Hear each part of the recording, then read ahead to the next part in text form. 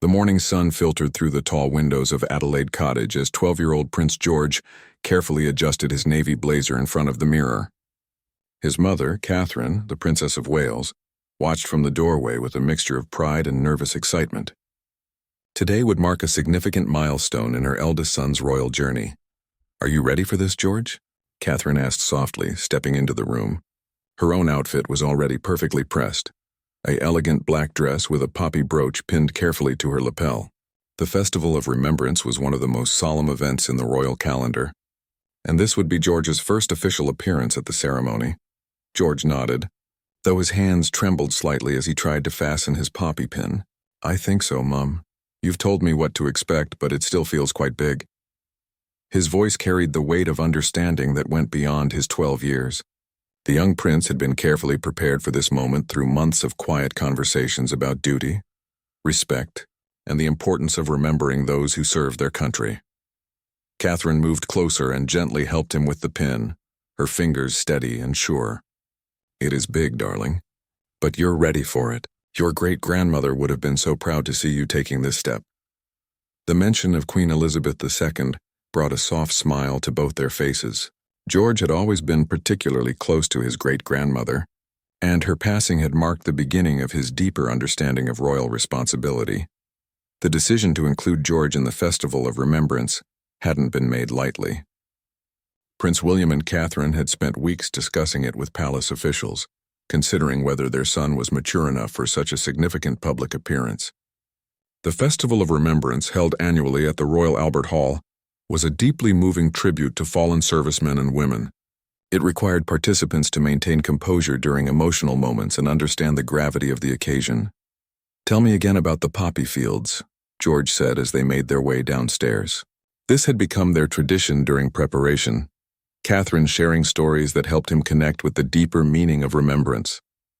She had learned early in her royal journey that understanding the why behind ceremonies made them more meaningful rather than mere obligations.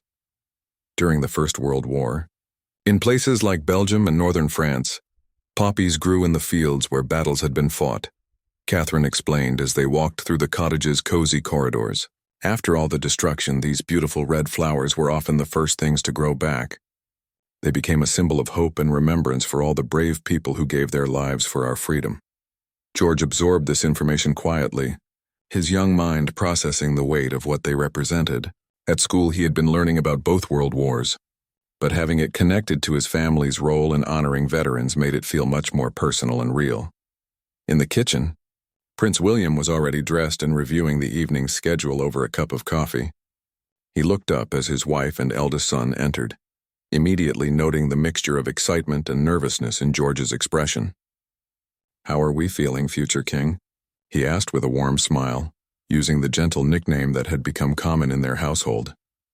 "A bit nervous," George admitted honestly, something his parents had always encouraged, "but excited too.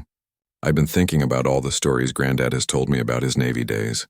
Prince Charles, now King Charles III, had indeed shared many stories with his grandson about his own military service and the importance of honoring those who served. The family sat together for a quiet breakfast, maintaining their normal routine despite the significance of the day ahead. Catherine had learned from her mother-in-law, now Queen Camilla, that maintaining normalcy around big events helped everyone stay grounded and focused on what truly mattered. As they ate, William shared some practical advice with his son. "Remember, the cameras will be there, but try not to focus on them. Focus on the music, the stories, and the people we're there to honor. Your job is simply to be present and respectful." George nodded thoughtfully. "Will there be veterans there like the ones who visit our school?" His preparatory school had a strong tradition of hosting veterans for special assemblies, and George had always been particularly attentive during these visits, asking thoughtful questions about their service and experiences. "Many veterans will be there," Catherine confirmed. "Some might be quite elderly and some might be younger from more recent conflicts. Each one has a story, and our presence there shows them that their service is remembered and valued." The conversation was interrupted by the arrival of their protection officers, signaling that departure time was approaching. The family had decided that Charlotte and Louis would not attend this particular event. Feeling that George's first major ceremonial appearance should be his moment to shine and learn without the added complexity of managing his younger siblings. As they prepared to leave Adelaide Cottage, George took a deep breath and squared his shoulders in a gesture that reminded Catherine so much of his father. The young prince was clearly taking his responsibilities seriously, understanding that this was more than just another public appearance. The drive to London would give them additional time to talk through any last-minute questions or concerns. Catherine had learned that these quiet moments in the car often provided the best opportunities for meaningful conversations with her children, away from the formal settings of palaces and official engagements. "Mum," George said as they settled into the car, "do you think I'll do all right? I don't want to let anyone down." His vulnerability in that moment reminded Catherine that despite his royal title and the expectations placed upon him, he was still very much a 12-year-old boy taking on something bigger than himself. Catherine reached over and squeezed his hand gently. "You'll do wonderfully, George. Just be yourself. Be respectful, and remember that everyone there wants you to succeed. This is about honoring others, not about being perfect." As their convoy pulled away from Adelaide Cottage, George watched the familiar countryside pass by the window, knowing that when he returned home that evening, he would have taken another significant step in his journey toward becoming the king he was destined to be. The Royal Albert Hall loomed magnificently before them as their car approached the iconic venue. George pressed his face to the window, taking in the impressive Victorian architecture that had hosted countless royal events throughout history. The circular building, with its distinctive dome and red brick facade, seemed to grow larger and more imposing with each passing moment. "It's enormous," George whispered, his voice filled with awe. He had seen pictures of the Royal Albert Hall in his history books, but experiencing it in person was entirely different. The building seemed to pulse with decades of musical performances, royal ceremonies, and national celebrations. William chuckled softly at his son's reaction. "Wait until you see the inside, George. The ceiling is decorated with beautiful mosaics, and the organ is one of the largest in the world. Your great-great-great-grandmother, Queen Victoria, opened this building in 1871 as a memorial to Prince Albert." Catherine watched her son absorb this information, noting how he had developed the wonderful habit of connecting current experiences to the broader sweep of royal history. His tutors had done excellent work in helping him understand that he was part of a continuing story, rather than just an isolated individual. As their car pulled up to the designated entrance, George could see crowds of people gathering outside. Many wore poppies on their coats and several held small Union Jack flags. The sight of ordinary families who had come to pay their respects made the young prince feel both honored and humbled to be part of this important tradition. "Remember," Catherine said gently as their protection officers prepared to open the doors, "walk calmly, smile naturally if people wave, but keep your focus on why we're here. This isn't a celebration, it's a commemoration." The distinction was important for George to understand. Unlike Jubilee celebrations or wedding ceremonies, the Festival of Remembrance required a more subdued demeanor, while still acknowledging the public's presence and support. As they stepped out of the car, George felt the weight of dozens of camera lenses focusing on him.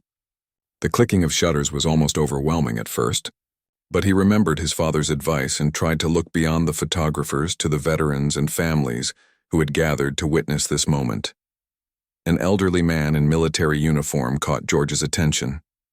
The veteran stood straight and proud despite his advanced age, wearing rows of medals that told the story of a lifetime of service. When their eyes met, the old soldier gave George a respectful nod, which the young prince instinctively returned with equal respect. Inside the Royal Albert Hall, George was struck by the sheer scale of the venue.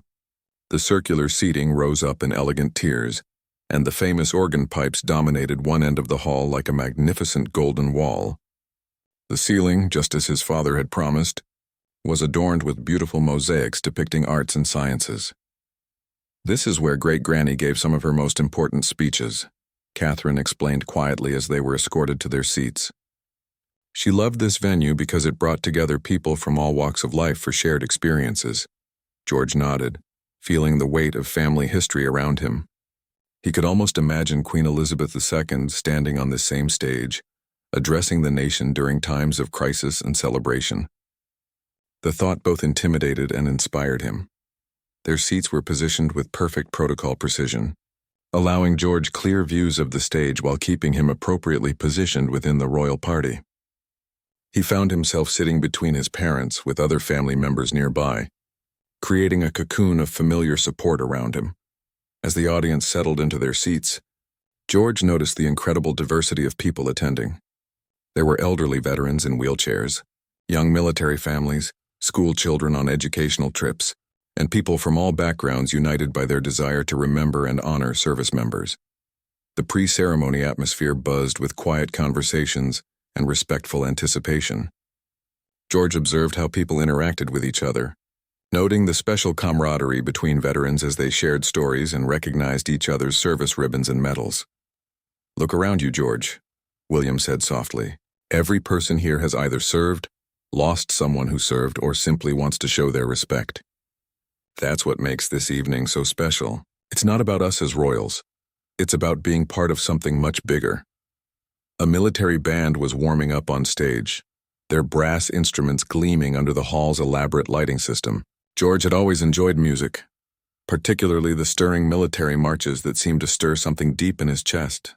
Today, hearing those familiar melodies in this context gave them entirely new meaning. Catherine pointed out various dignitaries and officials as they took their seats. "That gentleman there is a Victoria Cross recipient," she explained, indicating a modest-looking man in his 80s. "The Victoria Cross is the highest award for bravery in our military. Very few people have ever received one." George studied the man with fascination. He looked like any grandfather you might meet on the street, but his simple presence represented extraordinary courage and sacrifice. It was a powerful lesson in not judging people by appearances alone. As more guests arrived, George began to understand the careful choreography required for such events. Ushers moved with practiced efficiency, ensuring everyone found their correct seats while maintaining the dignity appropriate for the occasion. Military personnel, distinguished by their crisp uniforms and precise movements, added to the ceremony's formal atmosphere. The young prince found himself particularly drawn to a group of young soldiers who couldn't have been much older than university students. Their youth reminded him that military service wasn't just something from history books or old photographs, but a continuing reality that affected people close to his own age. "Are you doing all right?" Catherine asked, noticing her son's thoughtful expression. She had learned to read his moods carefully during public events, ready to offer guidance or reassurance whenever needed. "I'm thinking about all the young people who've served," George replied honestly. "Some of them weren't much older than my cousins. It makes it feel more real somehow." His observation showed the depth of understanding that had been developing through his preparation for this moment. Rather than seeing military service as an abstract concept, he was beginning to grasp the personal sacrifices made by individuals not unlike people in his own life. The lighting in the hall began to dim slightly, signaling that the formal ceremony was about to begin. George straightened in his seat, his hands folded neatly in his lap, ready to participate in his first festival of remembrance as a working member of the royal family. The ceremony began with the haunting sound of a single trumpet playing the last post. George felt goosebumps rise on his arms as the melody filled the vast hall, its mournful notes seeming to echo off every surface. Around him, thousands of people fell silent, creating a reverence so profound that even the slightest movement seemed amplified. George had heard the last post played before, but never in this setting, never with this weight of meaning behind it. He glanced at his mother and saw tears glistening in her eyes, though she maintained her composure with the grace that had made her so beloved by the public. The first act featured a military choir, whose voices blended in perfect harmony, telling stories of courage and sacrifice through song. George found himself captivated by how music could convey emotions that words alone couldn't express. Each song seemed to paint pictures in his mind of soldiers far from home, families waiting for news, and communities pulling together during difficult times. As the performance continued, George began to notice details that his preparation hadn't fully prepared him for. He saw veterans in the audience wiping away tears during certain songs, their emotional responses revealing just how deeply personal this evening was for them. Some veterans held hands with their spouses, drawing strength from each other as memories of lost comrades were honored. A particularly moving moment came when a young girl, probably close to his sister Charlotte's age, walked onto the stage carrying a wreath nearly as tall as herself. She moved with careful deliberation, understanding the importance of her role in representing all the children who had lost parents or grandparents in military service.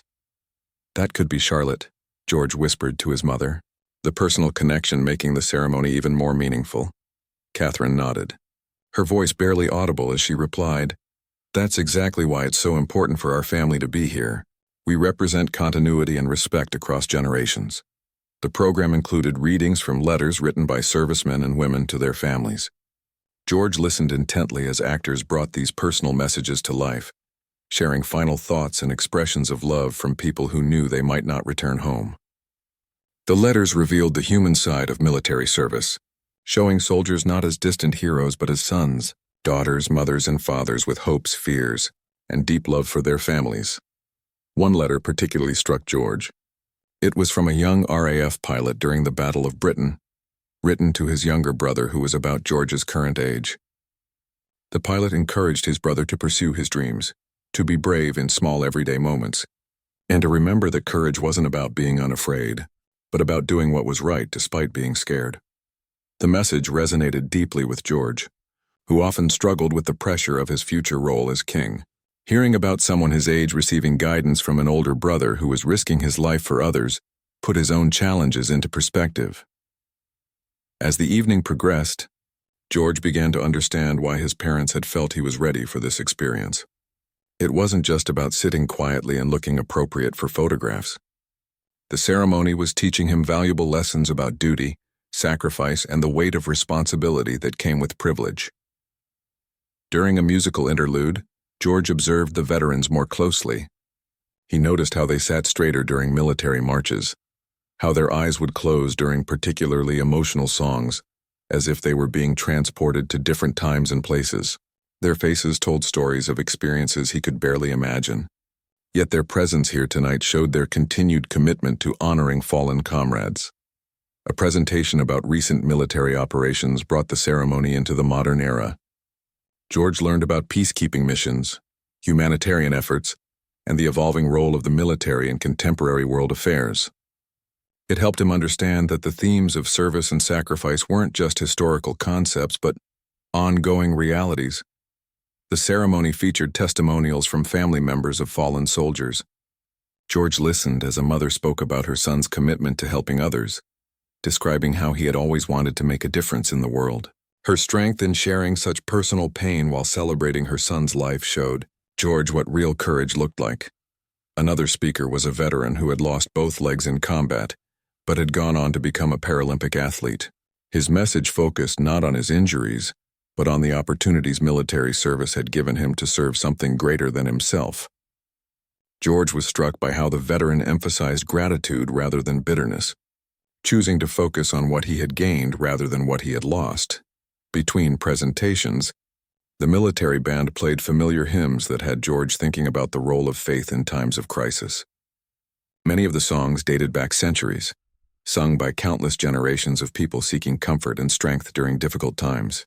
Being part of this musical tradition connected him to a much larger human experience of facing challenges with dignity and hope.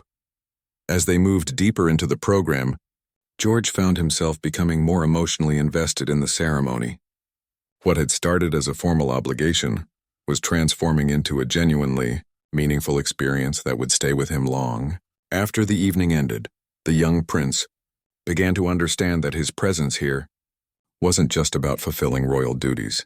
He was witnessing living history, connecting with values that had shaped his country for generations, and learning about the kind of leadership that inspired ordinary people to do extraordinary things. Catherine noticed her son's growing engagement with the ceremony. She could see him processing everything with the seriousness and maturity that had convinced her and William that he was ready for this step. His thoughtful attention to each element of the program showed that their preparation had been successful in helping him understand the deeper significance of the evening. As the first half of the ceremony drew to a close, George felt a profound sense of gratitude for the opportunity to participate in this tradition. He was beginning to see his future role not as a burden to be carried, but as an opportunity to serve something much larger than himself. During the intermission, George had the opportunity to meet some of the veterans and their families in a special reception area reserved for the royal party. This was the moment Catherine had been most curious about, wondering how her son would handle direct interactions with people whose experiences were so different from his own privileged upbringing. The first veteran George met was Margaret Thompson, an 85-year-old woman who had served as a nurse during the Korean War. Despite her small stature and gentle demeanor, her eyes held a strength that immediately commanded respect. When introduced to George, she smiled warmly and treated him not as a future king, but as a young person interested in learning about history. "Your Royal Highness," she said with a slight curtsy that George quickly discouraged with a friendly gesture. "It's wonderful to see someone your age taking an interest in Remembrance. When I was your age, I was already planning to follow my mother into nursing." George found himself genuinely curious about her experiences. "What was it like being a nurse during wartime?" he asked, his question revealing both innocence and genuine interest in understanding her perspective. Margaret's face lit up at his question. "It was the hardest thing I'd ever done, but also the most meaningful. We saved lives every day, and that knowledge kept us going even when we were exhausted and scared. You learn that you're capable of much more than you ever imagined when you're serving something bigger than yourself." Her words struck George powerfully. He had never thought about capability in those terms, always focusing on what he might not be ready for, rather than what he might discover about himself through service and challenge. Catherine watched this interaction with growing pride. George was asking thoughtful questions and listening with genuine attention, showing the kind of emotional intelligence that would serve him well in his future role. More importantly, he was treating Margaret with respect and curiosity, rather than the polite but distant formality that sometimes characterized royal interactions. Next, they met James Wilson, a veteran of the Falklands War who now worked with young people struggling with various challenges. James had an easy way of talking to George that helped the young prince feel more comfortable asking deeper questions. "What made you want to serve?" George asked, a question that had been forming in his mind throughout the evening. James considered this carefully before answering. "I wanted to be part of something that mattered. My father had served, and I grew up hearing stories about the importance of standing up for what's right, even when it's difficult or dangerous. Military service gave me a way to put those values into action." This conversation helped George understand that military service attracted people who shared certain values, not just those seeking adventure or following family tradition. The concept of choosing difficulty in service of principles resonated with him as he thought about his own future responsibilities. The most impactful meeting came with David Chen, a young veteran who had served in Afghanistan and was now studying engineering at university. At 22, David wasn't much older than some of George's cousins, making their conversation feel more like talking to an older brother than a distant historical figure. "The hardest part wasn't the danger," David explained when George asked about his deployment. "It was being away from family and missing important moments. But you learn to find family in your unit, and you understand that your sacrifice means other families get to stay together safely." George was struck by David's perspective on sacrifice. Rather than focusing on personal costs, David emphasized how his service protected others. This way of thinking about duty and responsibility offered George a new framework for understanding his own role. "Do you ever regret your service?" George asked, then immediately worried the question might be too personal. David smiled at the question. "Never. It changed my perspective on everything. Problems that used to seem huge now feel manageable, because I learned I could handle more than I thought. It gave me confidence and purpose that I carry into everything I do now." Catherine found herself learning alongside her son during these conversations. While she had met many veterans through her royal duties, seeing them interact with George revealed different aspects of their personalities and perspectives. The veterans seemed to take special pleasure in sharing their experiences with someone George's age, perhaps seeing echoes of their younger selves in his curiosity and questions. William joined several of these conversations, sharing his own military experiences and helping George understand the connections between different forms of service. "Whether it's military service, royal duty, or any other way of serving others," William explained, "the common thread is putting something bigger than yourself first." The informal conversations revealed something beautiful about the veterans George met. Despite their diverse backgrounds and different conflicts they had served in, they all shared certain qualities: humility about their service, pride in their colleagues, and a deep commitment to values like duty, honor, and sacrifice. George was particularly struck by how normal these extraordinary people seemed. They didn't boast about their service or demand special recognition. Instead, they spoke more about their comrades than themselves, more about lessons learned than hardships endured. As the intermission drew to a close, George realized these conversations had changed something fundamental in his understanding of service. Military service wasn't about glory or recognition. It was about the quiet satisfaction of contributing to something meaningful, even when that contribution required personal sacrifice. Margaret Thompson approached George one final time before they returned to their seats. "Remember, young man," she said with a warm smile, "leadership isn't about being perfect or having all the answers. It's about caring deeply and trying your best to serve others. You seem to have a good heart for that." Her words stayed with George as they made their way back to the main hall.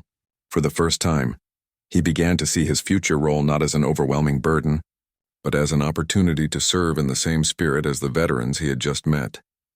Catherine squeezed her son's hand as they walked back to their seats. "How are you feeling?" she asked softly. "Different," George replied honestly, "like I understand something I didn't understand before." That simple answer told Catherine everything she needed to know about whether bringing George to this event had been the right decision. The second half of the ceremony opened with one of the most moving moments George had ever witnessed. Thousands of red poppy petals began falling from the ceiling of the Royal Albert Hall, creating a gentle rain of remembrance that seemed to transform the entire space into something sacred and otherworldly. George watched in wonder as the petals drifted down around them, each one representing a life lost in service to others. Some audience members reached out to catch the falling poppies, while others simply sat in quiet contemplation as the symbolic gesture unfolded above them. The silence in the hall was so complete that George could hear the soft whisper of petals landing on seats and shoulders.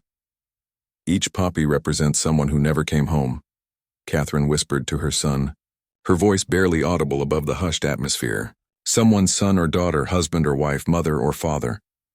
The weight of that statement settled over George like a physical presence. He tried to imagine thousands of families receiving the terrible news that their loved one wouldn't be returning, and the thought brought tears to his eyes that he didn't try to hide. As the poppy fall concluded, a children's choir took the stage.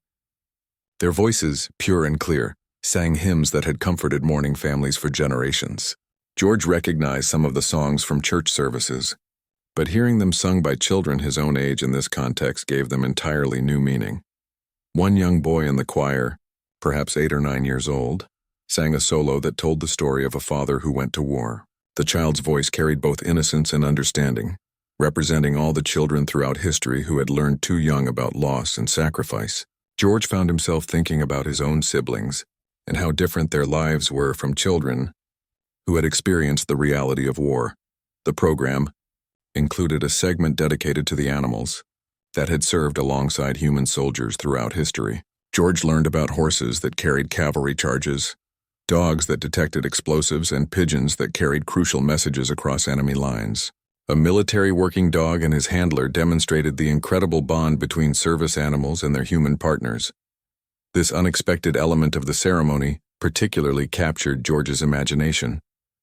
He had always loved animals, but had never considered their role in military service. The idea that loyalty and bravery extended beyond human participants added another layer to his understanding of sacrifice and duty. A particularly powerful presentation focused on the role of families left behind during military deployments.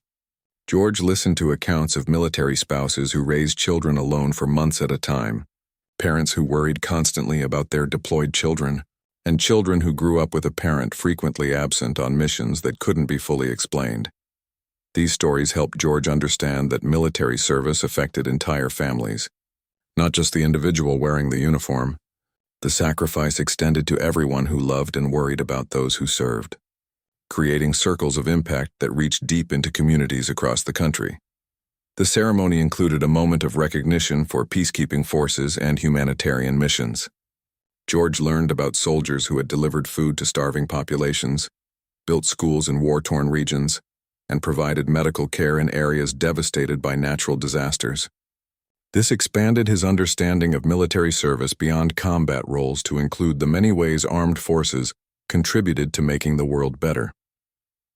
As the evening progressed, George began to notice how the ceremony balanced sadness with hope, mourning with celebration, and loss with gratitude. The tone never became overwhelmingly sad because it consistently emphasized the positive impact of those being remembered. Rather than focusing only on death, the ceremony celebrated lives lived with purpose and meaning. A highlight of the evening was a performance by the Royal Marines Band, whose precision and skill demonstrated the discipline and excellence that characterized military service. George watched their synchronized movements and listened to their perfect harmonies, understanding that such precision required dedication, practice, and teamwork that extended far beyond musical performance. The band's final number was a stirring rendition of traditional military marches that had George feeling proud of his country's military traditions. The music seemed to capture the spirit of determination and courage that had carried British forces through countless challenges throughout history. Near the ceremony's conclusion, representatives from various veteran organizations presented wreaths in memory of fallen comrades. George watched as elderly veterans moved slowly but proudly to place their tributes, some struggling with age or injury but determined to complete this final act of remembrance for their lost friends. Each wreath-laying was accompanied by a brief reading that described the unit or conflict being honored. George learned about battles he had never heard of, peacekeeping missions in distant countries, and humanitarian efforts that had saved countless civilian lives. The breadth of military involvement in protecting and serving others was far greater than he had previously understood. The ceremony's emotional climax came with the reading of John McCrae's famous poem, In Flanders Fields. George had studied this poem in school, but hearing it read in this setting, surrounded by veterans and families whose lives had been touched by military service, gave the familiar words profound new meaning. As the poem concluded with its challenge to take up our quarrel with the foe, George began to understand that remembrance wasn't just about looking backward with sadness. It was also about accepting responsibility for carrying forward the values and commitments that others had died to protect.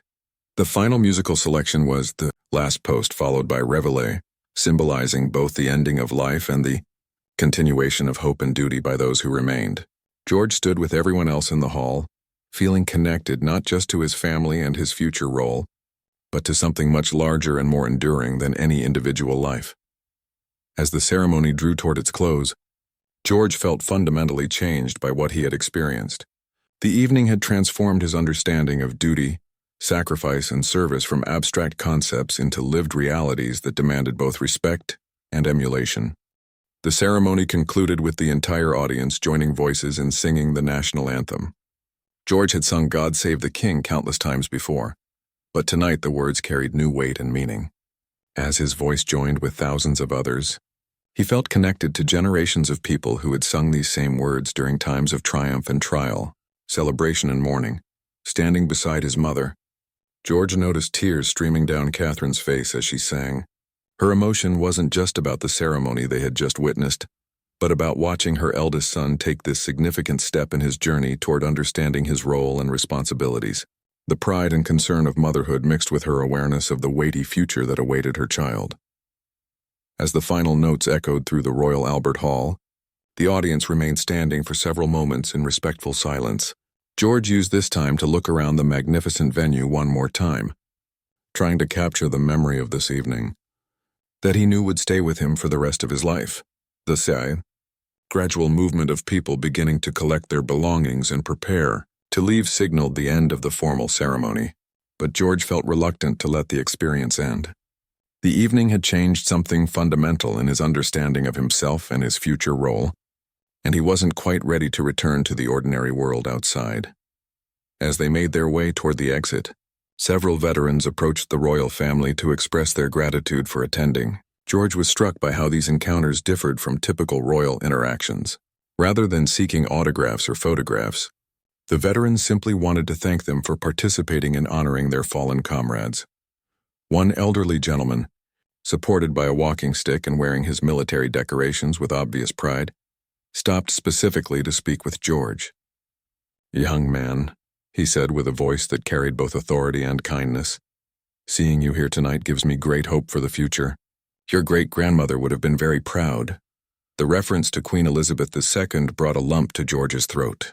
Throughout the evening, he had found himself thinking about what she would have thought of his first major ceremonial appearance.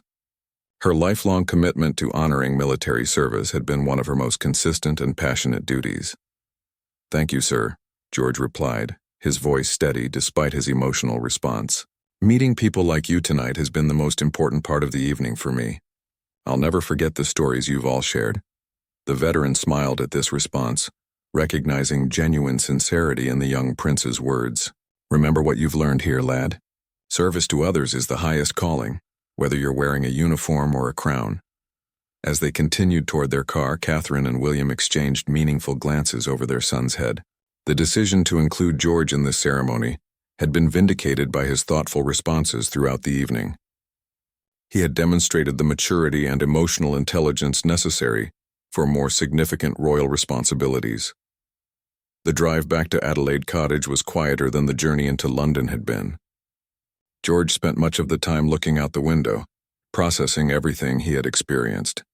The conversations with veterans, the emotional power of the ceremony, and the weight of what he had learned about service and sacrifice all swirled through his mind. "What are you thinking about?" Catherine asked softly, noticing her son's contemplative mood. George considered her question carefully before answering. "I'm thinking about how different my life is from the people we met tonight. They chose to serve even when it was dangerous or difficult. I was born into service, but I'm starting to understand that doesn't make it any less important or meaningful." His insight revealed the depth of processing that had been occurring throughout the evening. Rather than feeling burdened by his inherited responsibilities, George was beginning to see them as an opportunity to serve in the same spirit as the veterans he had met. "The choice isn't whether to serve," William added thoughtfully. "The choice is how to serve with honor and commitment. Tonight showed you what that looks like in one context, but there are many ways to put others before yourself." As they arrived home, George felt both exhausted and energized by the evening's experiences. The formal ceremony was over, but he knew the real work of processing and integrating what he had learned was just beginning. Before going to bed, George sat in the family's cozy living room with his parents, sharing a cup of hot chocolate and reflecting on the evening's events. The familiar surroundings of home provided a comfortable contrast to the grandeur and formality of the Royal Albert Hall, allowing for more intimate conversation about what he had experienced. "The veterans we met didn't seem like heroes from history books," George observed, warming his hands around his mug. "They seemed like regular people who had done extraordinary things. That somehow makes what they did even more impressive." Catherine smiled at her son's insight. "That's exactly right, George. Heroes aren't special because they're different from everyone else. They're special because they chose to do difficult things when those things needed to be done." The conversation continued with George asking questions that revealed how deeply the evening had affected him. He wanted to understand more about different types of military service, about how families coped with deployment separations, and about what it meant to put duty before personal comfort or safety. William shared some of his own military experiences, helping George understand that service took many forms and that the lessons learned in military contexts applied to many other areas of life. Whether you're serving in the military, working as a doctor, teaching children, or representing your country as part of the royal family, the principles are similar, he explained. As the evening wound down, George felt a new sense of purpose beginning to crystallize in his mind. The ceremony had shown him what service looked like in its most demanding form, but it had also revealed the satisfaction and meaning that came from dedicating yourself to something larger than personal interests. "I want to visit more veterans," George announced as he prepared to go upstairs. "Not for ceremonies or photographs, but just to learn from them. They have so much to teach about courage and commitment." His parents exchanged pleased glances at this request. It showed that George's engagement with the evening had been genuine and lasting, not just a temporary emotional response to impressive ceremony. "We can arrange that," Catherine promised. "There are many veteran organizations that would welcome your interest, and I think you'd find those conversations very meaningful." As George headed to his room, he carried with him the poppy pin that had started the day as simply another formal requirement. Now it represented something much more personal and significant. He placed it carefully on his bedside table where he would see it every morning as a reminder of the lessons he had learned and the commitments he was beginning to understand. Looking out his bedroom window at the peaceful countryside surrounding their home, George thought about all the young people throughout history who had left similar peaceful places to serve their country in distant and dangerous locations. Their willingness to leave behind comfort and safety for duty and service provided a powerful example of what it meant to live according to principles larger than personal convenience. The 12-year-old future king fell asleep that night with a new understanding of what it meant to serve others. The Festival of Remembrance had been his first major step into the world of royal duty, but more importantly, it had been his introduction to timeless values of courage, sacrifice, and commitment that would guide him throughout his life. His dreams that night were filled not with the pageantry and grandeur of the ceremony, but with the faces and stories of the ordinary people who had chosen to do extraordinary things in service of others. These were the role models who would inspire him as he grew into his own understanding of leadership and responsibility. When George woke the next morning, he would begin the next phase of his royal education with a fundamentally changed perspective on what it meant to serve. The Festival of Remembrance had transformed from an event he attended into a foundation for the kind of leader he hoped to become.